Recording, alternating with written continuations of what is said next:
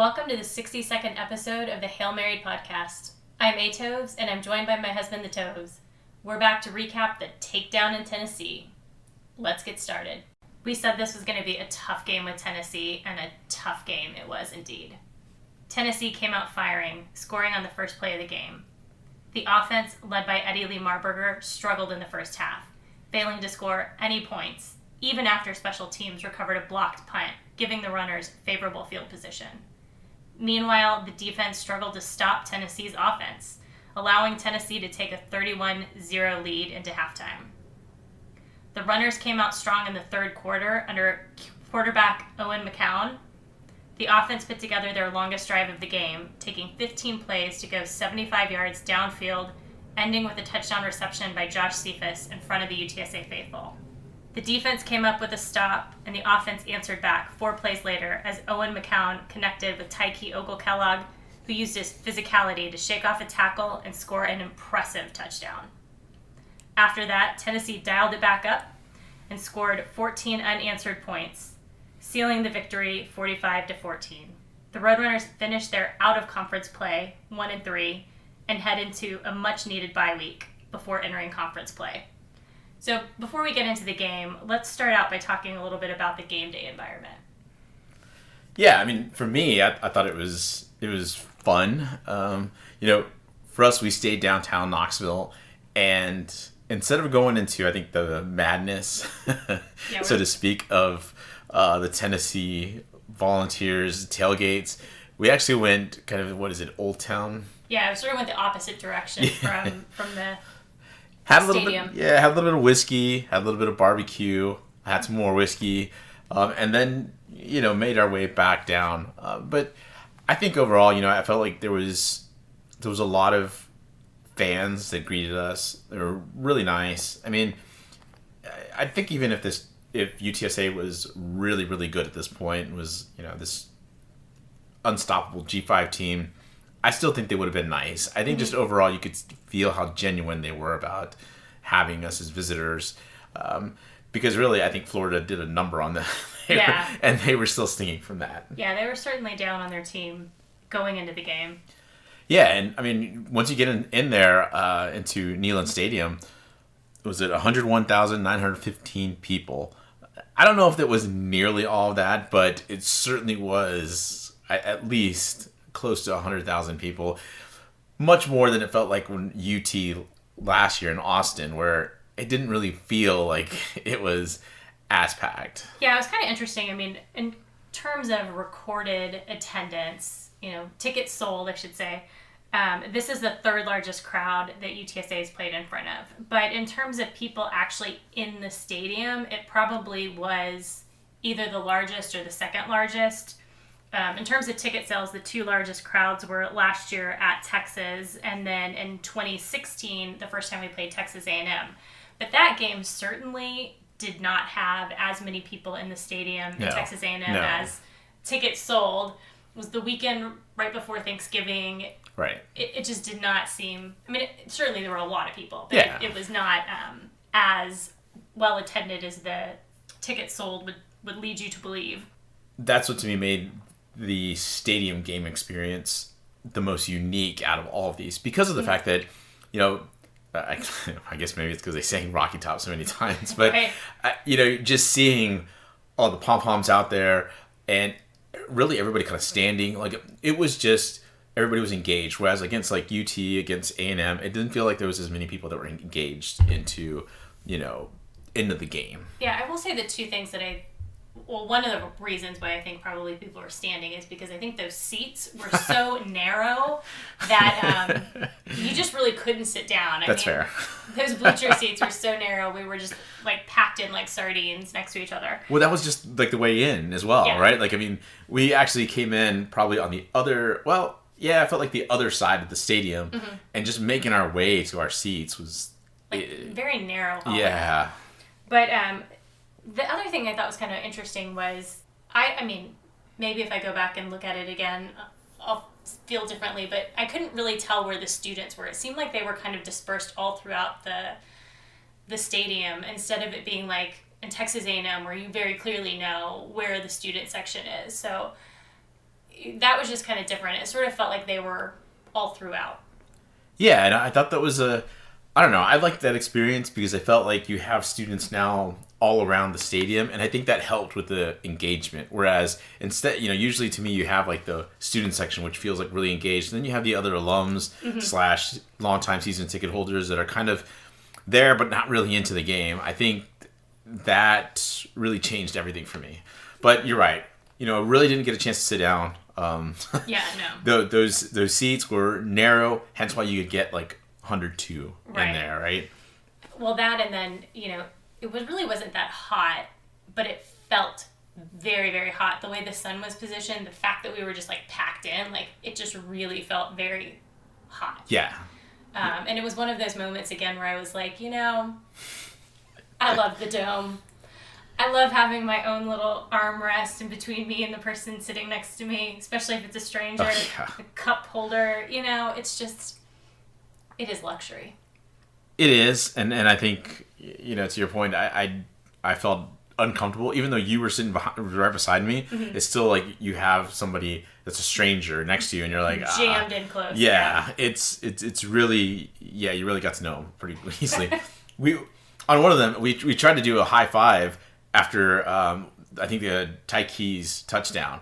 It was hard for me to do it because I was trying to figure out how to get my arm up. It was, and it sounds like we're making it up, but it really was that jam packed. And I felt bad because people sitting next to us actually had rented, I think, those the stadium seats, mm-hmm. and they essentially took up about 1.5. Yeah, of that almost seat. Made it worse. Yeah, you can't sell those or rent those stadium seats out and then have them actually be bigger than the seat. Like, although the lady was very nice. She's like, you can sit on the corner of the cushion. Yeah. No, she really was. She was very nice. I don't really have anything against them. It's just the fact that, again, a stranger, you really don't know him. Even though it's a UTSA fan, you still don't really know him. And yeah, it just... This is how you get to know people when you travel, though, because you're sitting on top of each other in these jam-packed stadiums. Well, and the fact that I am a bigger introvert than you, it really makes it more uncomfortable for me. I was like, oh gosh, I'm really up against this person, and hopefully it doesn't get inappropriate here because I'm like trying to move my hand and trying to figure out how to like cheer or something.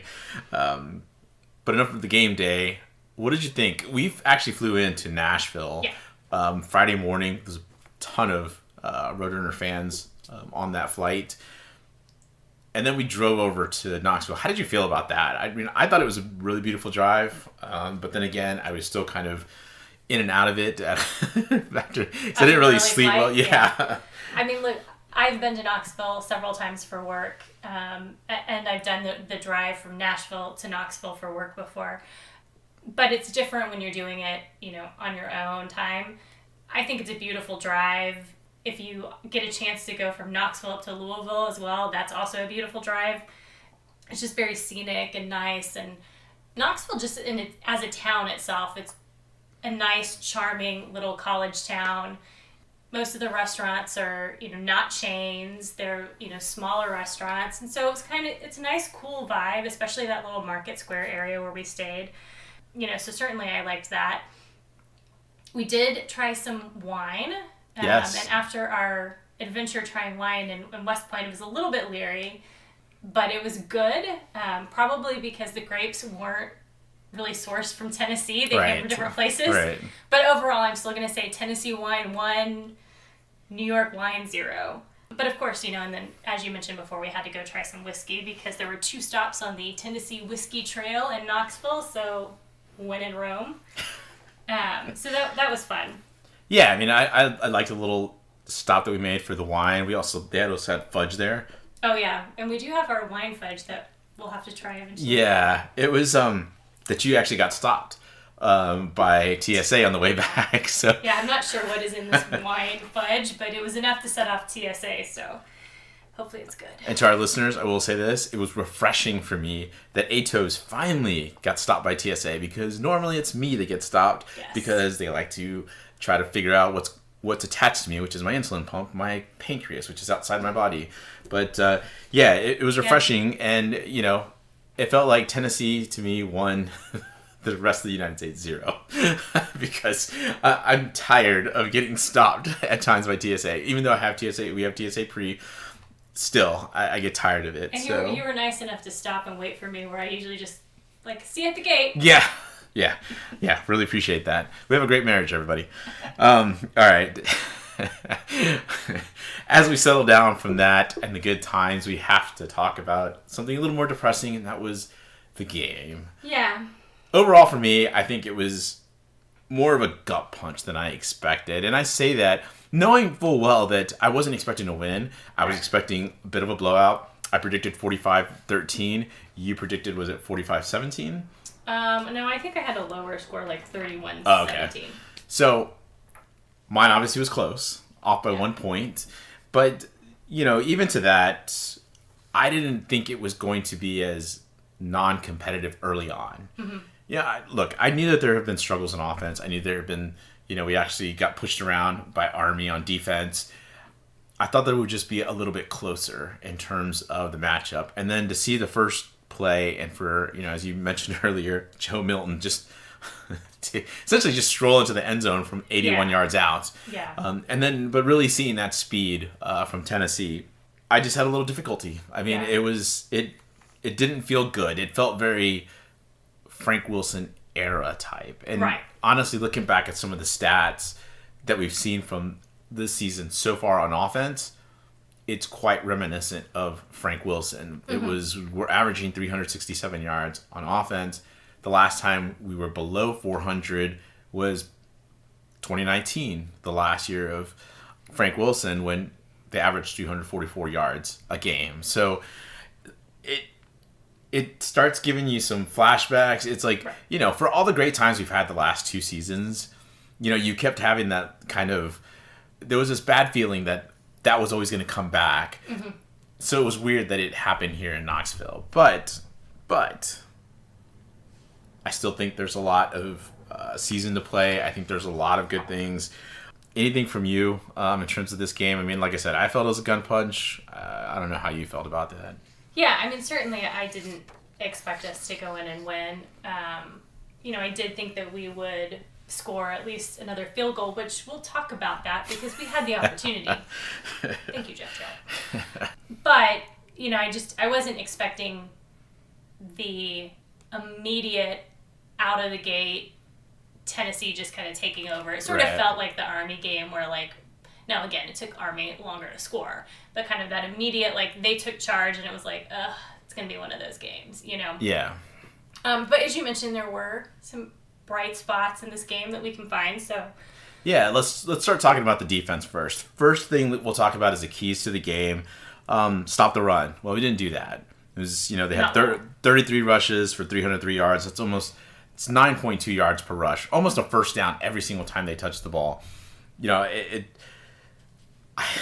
I didn't feel like they would stop the run necessarily, but I thought it would be slowed down. I thought, there'd be some matchups. Obviously, I knew that the SEC size of offensive linemen was going to be a problem for our defensive line, but we have a really good defensive line. Yeah.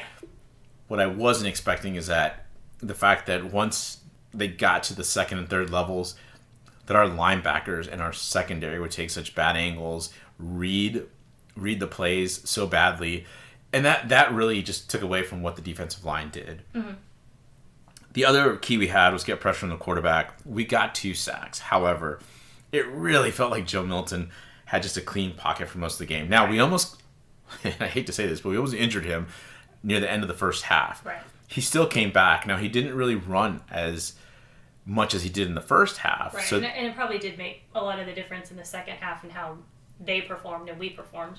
Right, but, even looking at the keys of the game, a lot of this that I put together and, kind of ran by you in terms of preparing for the game wasn't like, hey, this is how we're going to win the game. It was really, this is how I hope to keep this thing close, right? And not, like, really get it blown out. Like, I always felt it was going to be somewhat close to what the UT game was last season where, we get worn down. And we did get worn down. However, it just felt like we got sucker punched, on defense, and then it just felt like the snowball just started cascading down. But there were, in terms of our individual performances, there were some bright spots that I think it's important to talk about. Absolutely. Especially as we consider how our team performed against an SEC offense. You know, if you look back at the PFF scores for Brandon Matterson, he had a fabulous game. I mean, he has an elite pass rush PFF score. High overall score. I mean, that's just really impressive for a guy like Brandon Matterson, who's been with this team. He's now a super senior. To be able to put up those kind of PFF scores in front of an SEC network, you know, an SEC crowd, and potentially NFL scouts watching. Right. I mean, and that was the thing that we both looked at each other afterwards and we're like, Brandon really had a good game. And the first thing we thought was he possibly got himself a look from the NFL now. Like, much more solid look than maybe before. And what I'm happy about for him was just the fact that, you know, there's tons of guys out there that get a chance to play in the NFL, to try out, you know, get undrafted free agents. And I don't know that Brandon was necessarily one of those guys that they were looking at, but here you have a guy, and we've talked about earlier in the season about the single digits kind of letting us down, you know, not having that toughness, you know, not having that. And here he is pushing around on some offensive linemen from the SEC, stage. As you said. It certainly, to me, was a great sign for this team. Yeah. Anybody else you saw that was good? Jamori Robinson had a great game. He also had above average PFF scores, as well as Jamal Lignan. Jamal also had high quality tackling scores for his PFF. Donye in particular had another elite pass rush score, which is really impressive again for him, and hopefully that kind of helped elevate, you know, his draft stock as well. Yeah. Both him and Jamal, and Jamori, I think, has just been on fire these last couple of games. Only problem is we did not get a turnover, even though we had a clear shot at one. I know. Now, Rashad is, I'm sure, really going to want that one back, because that should have been a pick six. It should have. Speaking of Rashad, he also had really high tackling scores, along with Elliott Davidson. So it was kind of interesting when you looked at the secondary, because you sort of had these two really high tackling scores from Elliott Davidson and Rashad, and then, you know, some less than stellar scores on the other side. Right. I mean, look, again, you're playing an SEC team. You know exactly what you're going up against, or at least you have a feeling. And, you know, that Tennessee offense reminded us a few times, and I nudged you a couple times, like, okay, when the score got to 31-14, I said, look, they're probably going to remind us that they're an SEC team. Yeah. Right away, deep shot down the middle of the field. And, you know, I'll be honest, look, Tennessee fans before the game we kept running into were like, they just did not like Joe Milton. They're like, oh, our quarterback blows. He's not accurate quarterback. No. And I think if he was much more accurate, it could have been worse. Yeah, this could have been much worse. But I will say that I think it was Cam Alexander who had the other almost interception of the night. I mean, he did a pretty good job selling it. Like, the ball hit the ground. Yeah. But, you know, when you replayed it, he might get an Emmy for that acting job that he did there. I mean, look, there were issues on the defensive end. It's tough to, like, look at this game and say we learned quite a bit. It was good just to see these performances because, you know, you knew overall that Tennessee was going to dominate this game. Right. I do have a beef, though, with Jess Lepp and Coach Traylor because of the fact that Traylor talked about before the game that Tennessee is a fast team, you know, and that is not talking about just speed, but they're talking about them snapping the ball. Right. And a lot of this to me shouldn't have been new, right? Like, we know that this is what they're going to do. Why are we substituting so slowly? And then the players were taking forever to get off. I get it. You're tired. But Jeff Traylor only used one timeout this entire game. Yet you got, I think, two or three penalties for 12 men on the field. Yeah. Let's use some timeouts. I mean, if you know you're not going to win this game, you know you can't be using those timeouts, you know, to be strategic near the end of halves. Use them. Why take those penalties? Like, it just didn't make sense.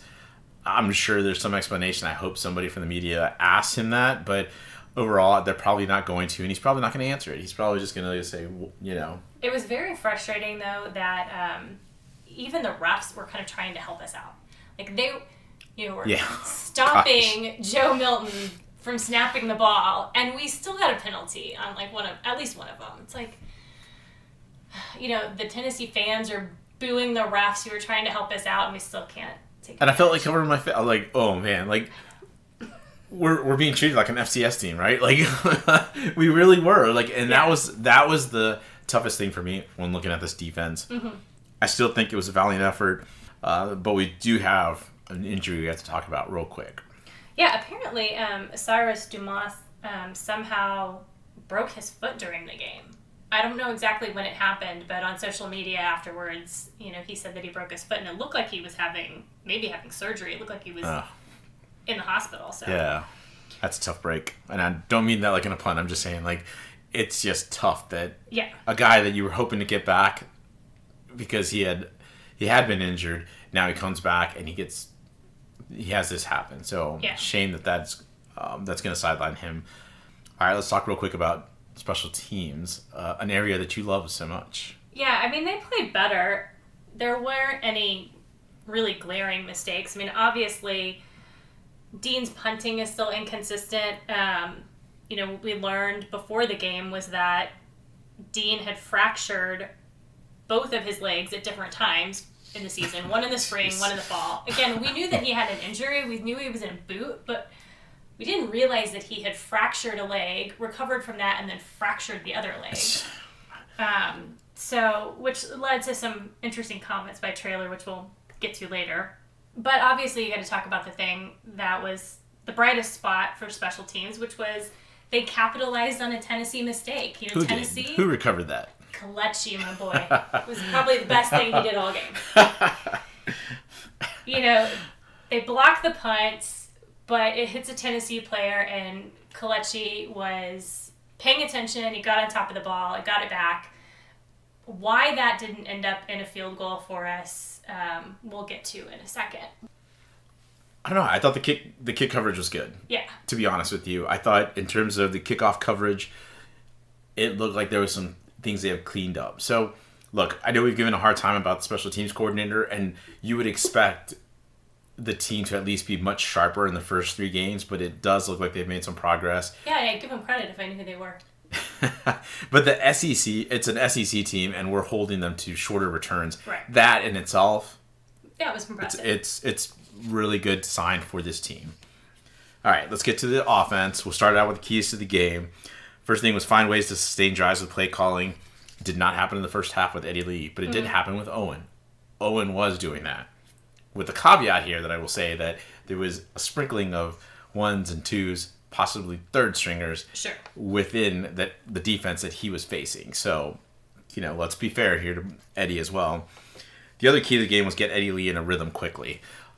Look, the offensive line did not help him at all. This Tennessee defensive line really put pressure on him, quite a bit of pressure. Now, even in saying that, some of that was also due to Eddie himself. Eddie struggled to get the ball out at times. Right. And not all of it was Justin Burke. I think that's one of the things we started seeing as well, is that there was some different options for him, and he just didn't take them. However, more often than not, he had plenty of blockers, and Tennessee was still pressuring within a short amount of time. And, no quarterback's going to be successful like that. One of the interesting thing, though, about this game was that it appears we had the same offensive line throughout the game. So the same offensive line played with Eddie, the same offensive line played with Owen. So you didn't really see rotation, which, that hasn't happened in a long time. Now, again, not really a stellar performance by them, but maybe it's somewhat of a positive sign that at least we had health enough, or they were healthy enough that we could be consistent for the entire game. Yeah, I mean, absolutely. I think that's a very good point. Let's get to the bright spots, though. I mean, I think probably one of the brightest spots of the night was Tyke getting that touchdown at home. He grew up 15 minutes from the stadium. He had friends and family there.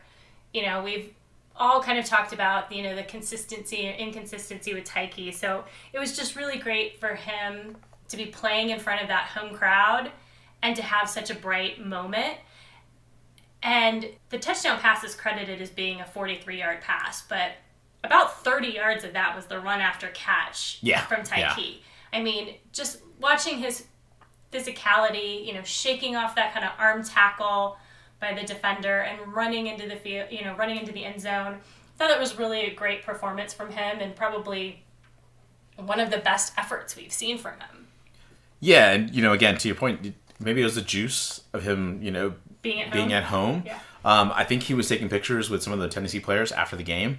But it was, I think you always look to players when they go home, so to speak. Even though most of the rosters made up of Texans, you do have those guys that come from out of state, and to give them a chance to play in front of their family close to home usually gives you a good performance. Tyke, I think, had a pretty good performance. But yeah, that touchdown was something else, right? Yeah. But then the gall to review it. I was like, man, he's clean. I mean, you guys, you messed up, right? You messed up on a slant. That's right. We ran a slant to the middle of the field. Right. And he made a great play. Like, come on. Like, and even seeing it was because we were so low, by the way, that it was tough to see the field. So we had to keep looking up at their Jumbotron or their video screens. And it looked clean to me. I thought it was weird they went back and looked at it, but anyway, Great job from him. But there is somebody else, I think, on the offensive line that we should talk about, and that's Venley.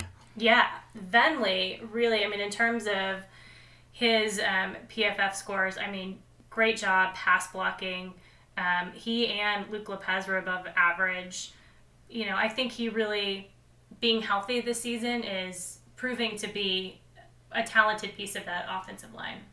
I would agree. I mean, and there's, one of those fourth downs. Obviously I check out the, play breakdowns from Alamo Audible, and one of those plays is Venley pushing a starting defensive lineman in the SEC down the field about, I think it was like 14, 15 yards. Yeah. It was about the same speed, too, as Kavorian was going, which was even more impressive. So,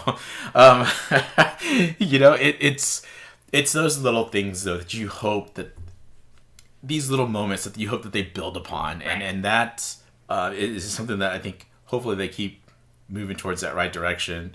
I felt like when we're talking about the offense in general, look, it felt like to me, and you could tell me that I'm wrong here, but it felt like to me like Owen was getting different play calls than Eddie was. Yeah, certainly.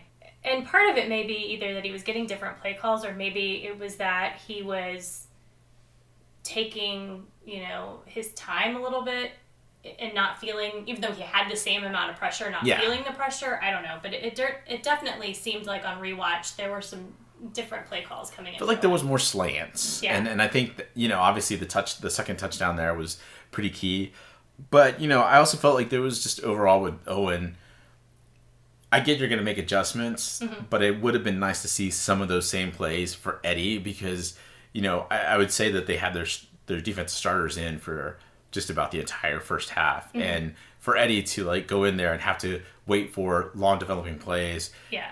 And then add to that him, kind of getting stuck on, on a couple of reads, not really letting go of the ball very quickly. You're just asking for him to just struggle. And I think what it really hurts is his confidence. Right. I mean, we had fans kind of around us in a stadium saying, we need to throw the ball deep. And it's like, okay, first of all, our wide receivers aren't getting separation. And if they are, our offensive line isn't holding up long enough for that play to develop. Right. It would have been great for Eddie or Owen to throw it deep, but I just don't think they had the time to do that.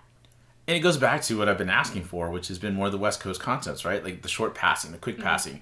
If you're last season when we had offensive line injuries, which were much more numerous than this season, we got the ball out quick. Frank was getting it out quick. It shouldn't matter which quarterback is in there. The concept should be we're going to get it out quick so that we can either get our wide receiver, get him in some space, and they can make a play, or just get it out so that it neutralizes that rush, and now we have a little bit more to play with. We can start getting some longer developing plays and really mess with the defensive line and their rush towards the quarterback. So just some things there I think that obviously we still need to work on, and hopefully it continues to progress as we go into Temple in a couple weeks. Before I get into talking about the series after the punt recovery, one other thing on, kind of bright spots. I know on the last podcast we gave Kavorian a lot of criticism about having his second fumble 2 games in a row. You know, when somebody has that happen to them 2 games in a row, sometimes you can get in your head, right? And you almost, it becomes like a self-fulfilling prophecy where you create more mistakes. But to see Kavorian in this game have great ball control, I mean, I think that shows that he really worked on it, and this could have been the game, you know, where you might have expected something to go wrong just because he's had some issues. And so I thought it was great that we saw him fix that in this big stage. Yeah, I mean, things can snowball like we talked about earlier, but yeah, really good to see him start to clean that up. Yeah. Now let's talk about the play call after the punt recovery. You know, Eddie gets good field position. You know, they get a little bit of movement. They got to the 19-yard line, and instead of kicking a field goal, we go for it on 4th down. Now, I realize that had we kicked that field goal at the end of the day, it wouldn't have done anything other than make my score prediction happen. But I feel like with a new quarterback and a young team that, you know, that was out on the field, for them to get on the board at that point, I felt like that would have given them some confidence that maybe would have given them something to build on. Instead, they end up going into halftime 31-0. I mean, that just seemed really deflating. Now, granted, we came out, you know, strong in the second half. You know, Tennessee took the foot off the gas for a little bit, but you know, if we would have been able to get that field goal, maybe we would have gotten enough to get one more field goal in the first half, or you know, something that would have been able to build some confidence. Yeah, I mean, look, I can see the other way around too. Is like, you know, it feels like we have some momentum going, so keep it up, go for it on 4th down again, be Army. Mm-hmm. Like, you know, Army treated us by going for it on 4th down quite a bit. Keep doing this to Tennessee, and hopefully we catch them off base. That 4th down call was actually a pretty good call. Eddie just ends up getting a little rushed and doesn't really go through his progressions and ends up sailing the ball over. I think it's Houston Thomas's head, or maybe it was Oscar, but he sails the ball over the receiver's head in the end zone. I think either way, I tend to lean more towards the field goal with you, just because of the confidence. You know, again, you want to get some confidence to your quarterback, especially in a hostile environment. Mm-hmm. Tennessee fans, while they were nice to us, once it got in the stadium, it wasn't like they were abusive, right? But they were still loud, and they got quite loud. So, you know, that's one of those situations where, you know, I do think this kind of lowers the crowd volume, and you know, I think my hope would have been that they started kind of building on that momentum, create some momentum for your offense, create some momentum for your defense. I think the defense would have had a little more, okay, all right, we're on the board. It doesn't seem as daunting. Right. So, yeah, again, I see it both ways. However, I still lean towards what you were saying. All right, so now that we've seen both Eddie and Owen play, there's an interesting question that was asked from Traylor post-game. He was asked about Frank's injury and his health, and Traylor said, "We're trying to get that thing healed up all the way. So when he comes back, it's not something everyone is holding their breath about the entire year." To me, that almost feels like there's a chance we might not see Frank and Temple like we expected. So if that's the case, and Traylor, you know, is now looking at a game and a half, although with the time of possession in Army, I guess we could argue like half a game for Eddie and half a game for Owen. Who's QB2? Or QB1, I guess, in that case, if Frank's not playing? The easy answer is Owen. And I think it's really based off of what you saw in the second half against Tennessee. But I also want to make sure that when I said that caveat about Owen, was he went against some first and second stringers. I think another like third stringer in there, because I was looking at some of the numbers on some of those drives, and they were already substituting quite a bit. So it's not quite apples to apples. Correct. And look, I'm not going to be an Eddie Lee like Stan account here, nor am I going to be an Owen Stan account. I think, though, from what I've seen in the spring, what I saw in the spring game, from everything I've seen, I feel like no matter what, Owen was always number 2. And it was always nice that Traylor was being loyal to Eddie because he had brought Eddie in and recruited him, that he kept him at an number 2. But I think watching what you saw in terms of the Army game and this game, I still think that both of them are good and they're going to be fine in the AAC. But I think Owen's going to give you the best chance to win. Yeah, I would give Owen the edge for 2 reasons. One is he's a lefty. And even though Eddie has played these last, 2 games, our offensive line, our play calling, everybody's used to playing with a lefty quarterback in Frank. Fair point. So, I think the adjustment to Owen is likely going to be a little bit less. The second thing is, when you saw the offensive line get pressure, and we know that that's going to happen even in the American Conference because we're just, we've got health issues, we're not at 100%. Owen seemed like he was willing to scramble more than Eddie. Now, certainly, there were a couple of times where you thought, okay, Frank would have taken off just like that, but Frank would have kept going. Eddie, right. Owen would slide. He kind of like, okay, I got the yardage I need, I'm good.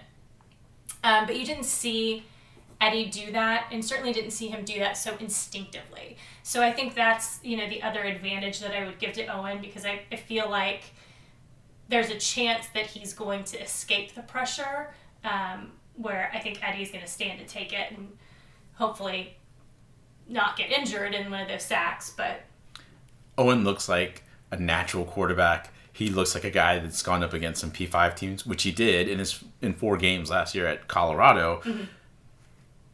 It's tough not to say Owen. I mean, it's just how I think, it's always been set up. Unfortunately, it's not going to be our decision. It's going to be this guy named Jeff Traylor, right? Yes, and speaking of Coach Traylor, he seems to be back in his feelings again. Prior to the game, he made a couple of ridiculous off-the-cuff statements again that, it's almost like he's fodder for memes lately. But the interesting thing I thought was him getting snippy with Greg Luca in the postgame. I don't want to pile on him much more, but it's odd that he's been a little more critical of his players this season, mm-hmm. and B, like he's, again, like you said, he's been snippy with people asking him questions. Right. It speaks of a guy that feels insecure, even though you've just coming off 2 Conference USA titles. Like, it wasn't going to be easy coming into the American. Right. You haven't even started conference play. Yeah. Some of this reaction, and I guess I have so many problems with him because I've said it before on the podcast and it's been a while since I said it, but he's such an emotional guy. Yeah. And, he's really like that friend that you have in your friend group that gets emotional and like all of a sudden like kind of loses it when you guys are out and about, having some fun somewhere, on a Sunday fun day. And you're like, I just can't deal with this person, right? I'm just trying to have some fun. And this person's like, over here crying about whatever, or, complaining about, how expensive this is when they're the ones that chose this place, right? Like it's just, it just gets so frustrating. And I don't deal well with that. Yeah. And I don't think a lot of people deal well with that either. But I think it's really kind of grinded on us because it felt like there's just been, it really feels like he doesn't know what the answers are. And I don't think as fans or as media, we're really trying to get him to tell us definitively this is the answer that'll solve these issues. But it makes him look like he doesn't know what he's doing. And I think it's kind of filtered onto the team too, right? Like we've talked about it before, where it seems like the team seems like a little disorganized, doesn't seem sloppy. Yeah. Just like he seems a little sloppy in the media, right? Well, it was interesting because both he and Rashad made a comment. So Traylor said, after he got snippy with Greg Luca, that he was frustrated with the question. Obviously, there are a lot of things that we have to look at. It's just hard. There's a lot of stuff going on right now.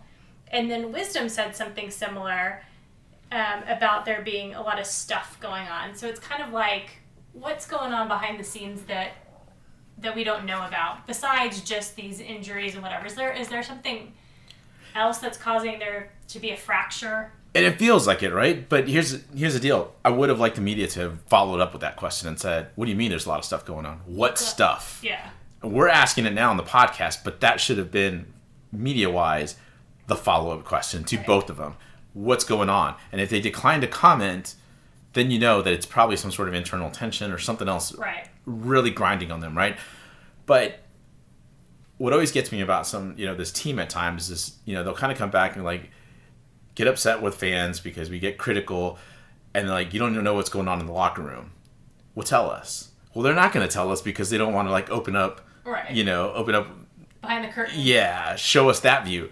However, you're still going to get us guesses. We're just going to be making like all sorts of guesses and trying to figure out how dramatic you guys are. That we're going to start thinking of new rumors or things that are going on, or strife, whatever. Things they aren't getting along, blah blah blah. So yeah, I mean, it's either you tell us or stop teasing us with it. Just come out and say it, right? But if you're not going to come out and say it, don't say a word about it. I think that the sports information desk needs to talk to the players and to Coach Traylor and say, you guys need to start watching what you're saying, because you're making yourselves look bad when the question isn't really about. Right. Well, and the bigger the stage, the more that these comments get circulated. This is not just Conference USA anymore, where nobody's paying attention to your press conferences, nobody's reading your quotes. The more media attention we get when people talk about, is UTSA one of the top G5 programs, the more people are going to pay attention and they're going to hone in on those little things. Well, I'm glad you brought that up, because after 4 games, we're now 33% of the season down, or 33% in, however you want to see it. What are the expectations moving forward? I think this is an interesting question for UTSA, because I feel like in a lot of ways we ran before we walked. We earned those 2 conference championships in Conference USA. We got a lot of coverage from the press when we went, what was it, 11 in... 11-0, yeah. In 2021. There's been a lot of hype, I guess that's the best word, around the program. But I'm not sure that we're really there yet. I think we want to believe that we're there yet, or that we're there, but these things take time in terms of being able to beat these big opponents. And we're still struggling. Not that, again, I think going into the season, the expectation was that we'd beat Tennessee. But if you look back on where we're at, you look at some of these programs that we should have beaten. Houston this year. We should have beaten Army this year. We should have beaten Troy in the bowl game.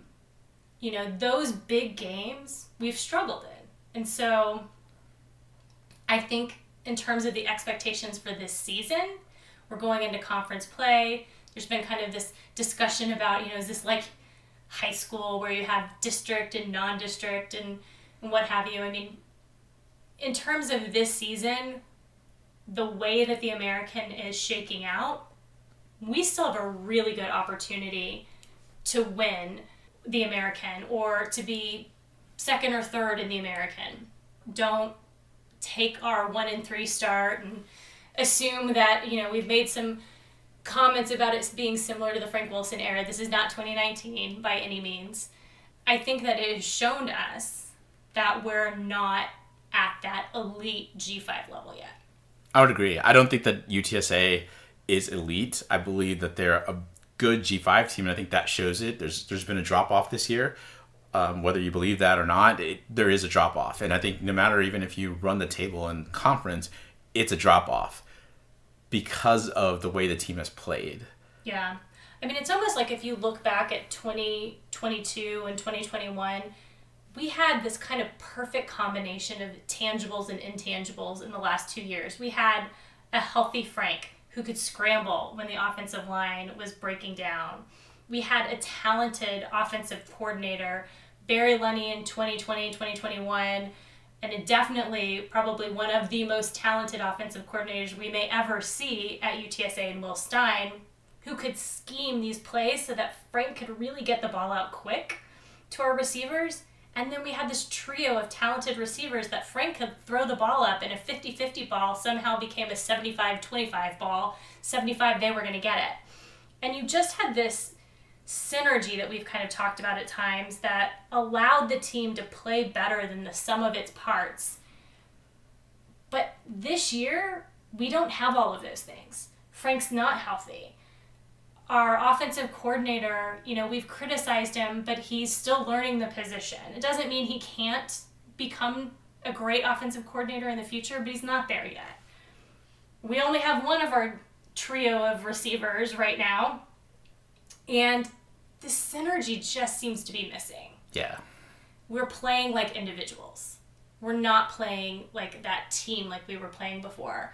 And it's just kind of snowballed, if you will, into, look, still the opportunity to have a good season, maybe even a great season, but not the type of season that I think we were expecting when we did our preview at the beginning of the year.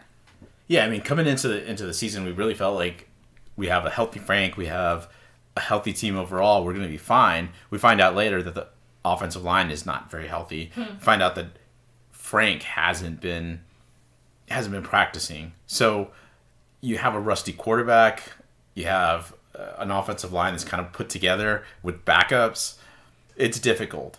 But to be elite, to be this elite G5 program that UTSA fans want to be, that even Coach Traylor wants to be, that the athletic department wants to be, you, like you said, you have to win those games. You have to win Troy.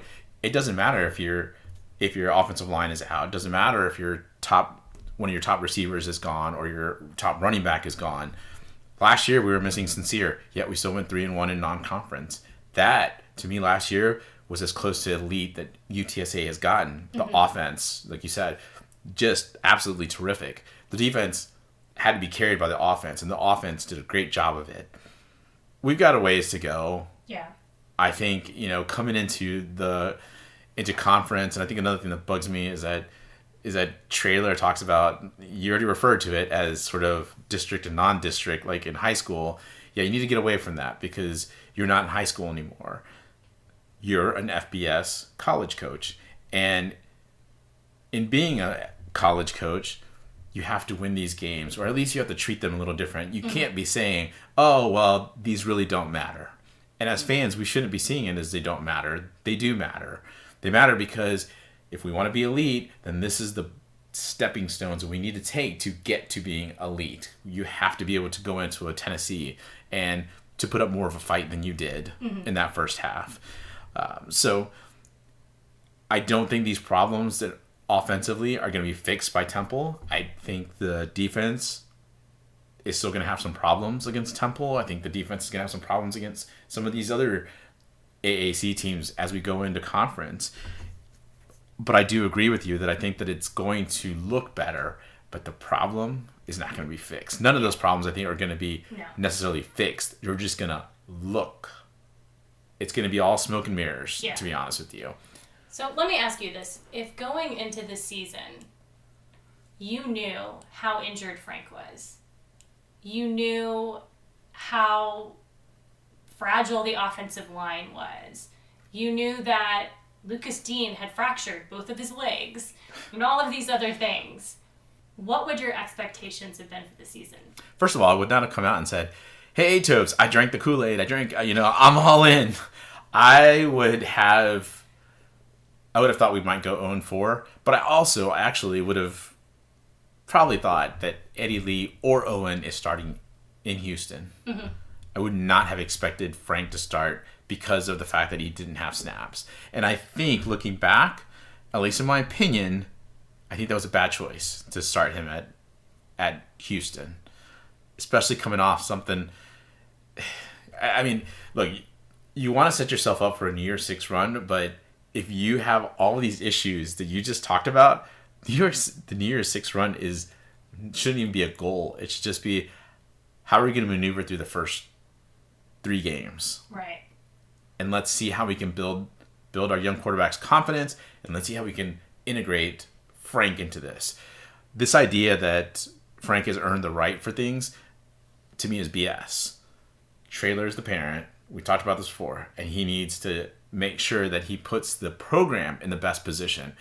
Not Frank, the program in his best interest. Yeah. And then you bring in Frank and say, all right, now you look like you're ready to go. At the end of the day, the worst thing that can happen is, I mean, in some ways, sort of already happened, right? Frank got injured, and now he can't play these games. Right. And that's not what you ever wanted to happen.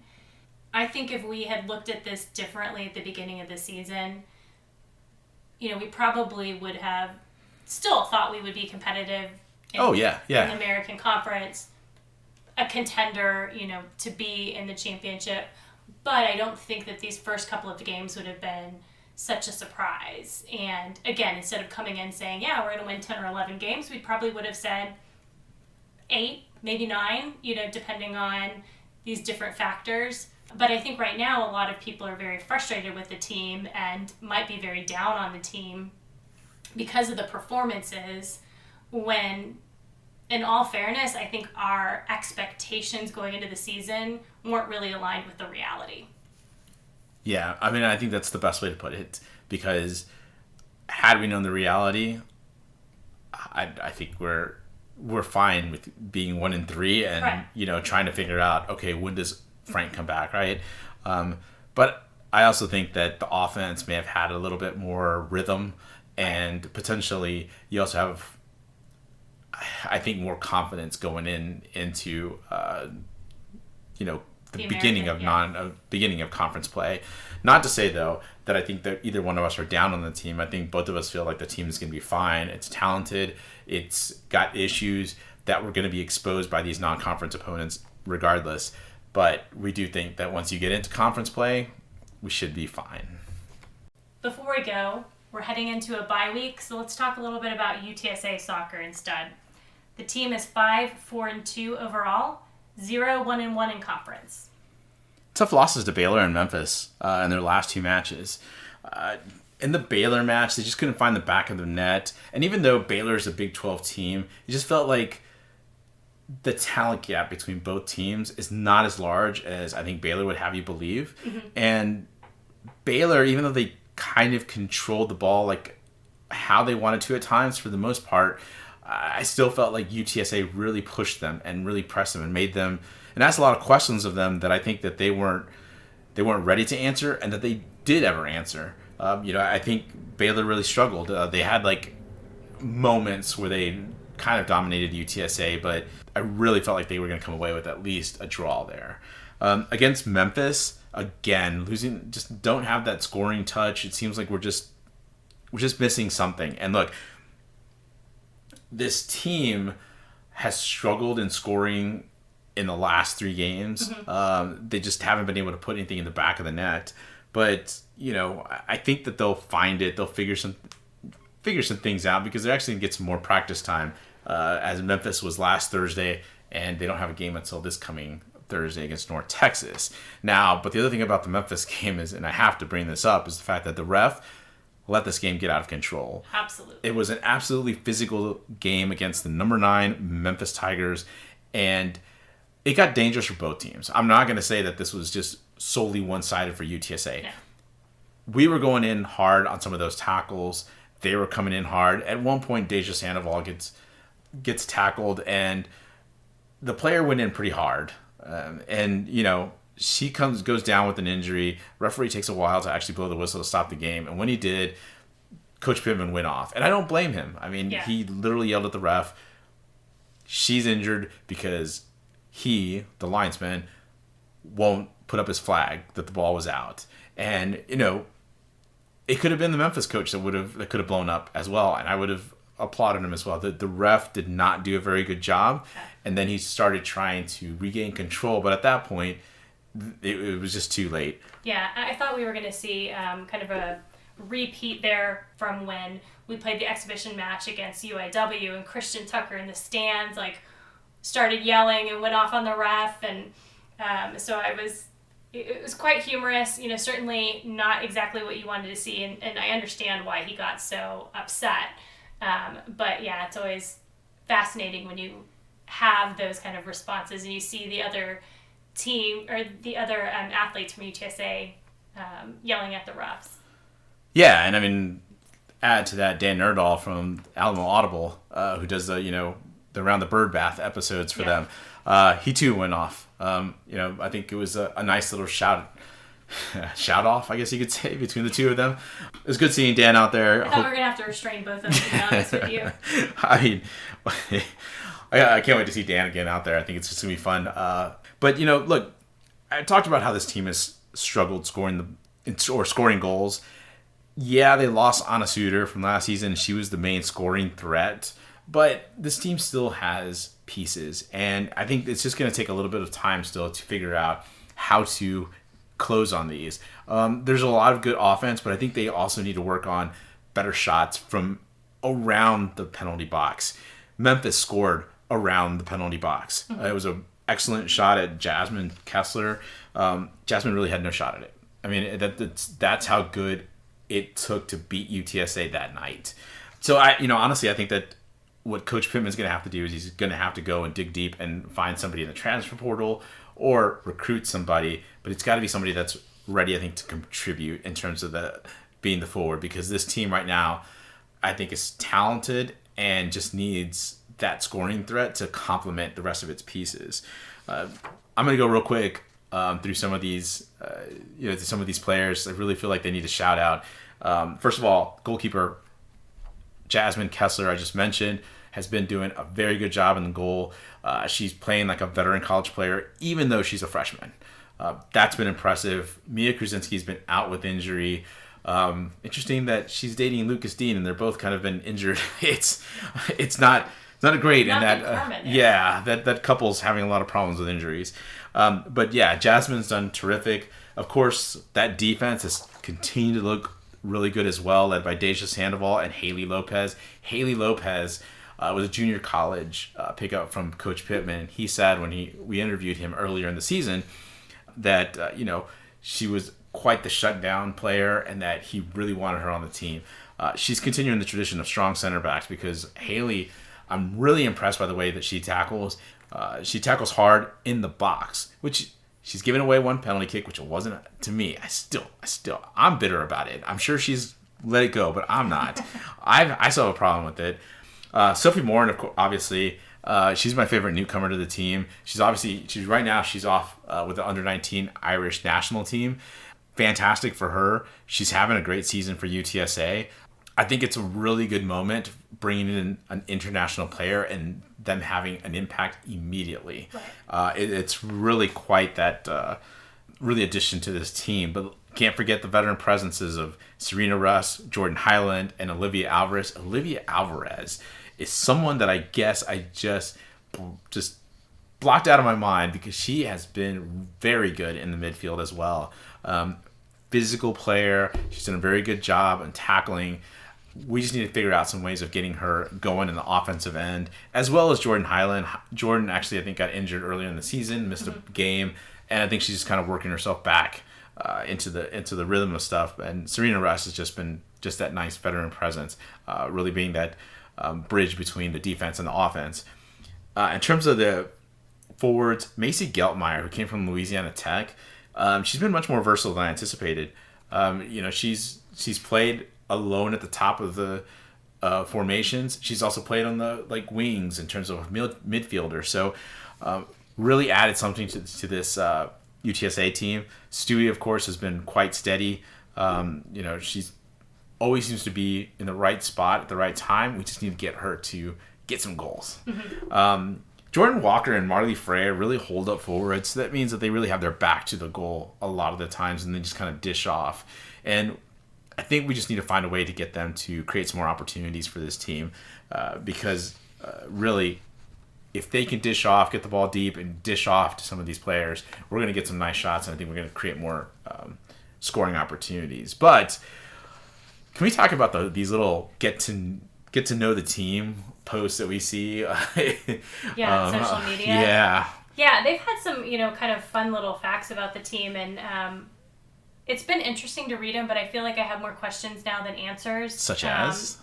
Why is Haley Lopez nicknamed Pookie? Such a fun little nickname for, like I was just telling you, I know. man, she's one tough player, and the way she tackles is and amazing. And her nickname is Pookie. Yeah. Like, Talk about soft, you can't just drop that knowledge without an explanation. And then, you mentioned Stewie, Alyssa Stewart, who goes by Stewie. She said one of her fun facts was that she sponsors a donkey. Like, how does that happen? Where can I sponsor a donkey? Like, and where can we see said donkey? Because now I am interested. Is there a photo of you and the donkey? Right. I'm in, Stewie. And then the other one that just really threw me off was that Mia Krasinski said her nickname, Mia, came from the Princess Diary movie. Nickname Mia? Like, Mia is your first name. What is Mia short for? And if Mia's not short for something and that's just your nickname, like, what is your name? I need to know. You can't just give me these fun facts and then not give me an explanation. It's very frustrating. We're going to probably send a couple emails to Coach Pittman and be like, we need these answers. Be like, what are you sending me? Like, I'm trying to prepare for North Texas and you're trying to figure this out. Hail Mary podcast listeners need to know. Exactly. But in all seriousness, UTSA takes on North Texas this week, Thursday at 7 p.m. at Park West. If you can't make it out, they are going to be on ESPN+. Just a little bit about the AAC and kind of how the rest of the conference fared. It was a tough day on Saturday, not just for UTSA, but the American, every team that played a P5 program lost. Temple lost to Miami 7-41. UAB lost to Georgia, which that's not really a surprise. I mean, I think the biggest surprise there is that UAB scored 21 points on Georgia, but they lost 21-49. South Florida beat Rice 42-29. Interesting thing there is that JT Daniels got hurt in the game. Allegedly, he's going to be back for the next game against East Carolina, but he's not practicing, so we'll see how that kind of changes the trajectory for Rice. And then FAU lost a close game to Illinois 17-23, and SMU lost what do they call it, the Golden Skillet? Or what? Yeah. To TCU, Iron Skillet, or whatever it was, to TCU 17-34. And then one more thing for Roadrunner fans out there, your NFL matchup of the week, if you're a Roadrunner fan, should be the Cardinals versus the 49ers. It's the battle of the UTSA alum in the trenches. Cardinals defensive lineman, UTSA alum Kevin Strong up against 49 offensive linemen and UTSA alum Spencer Burford. Sunday, 3:25 on Fox. Should be fun. Yeah, it should be interesting. All right, well, I think that about wraps it up for us on the Hail Mary podcast. Thanks for joining us. I'm A-Toves. And I'm the Toves. We'll be back next week to preview our game against Temple. Birds up.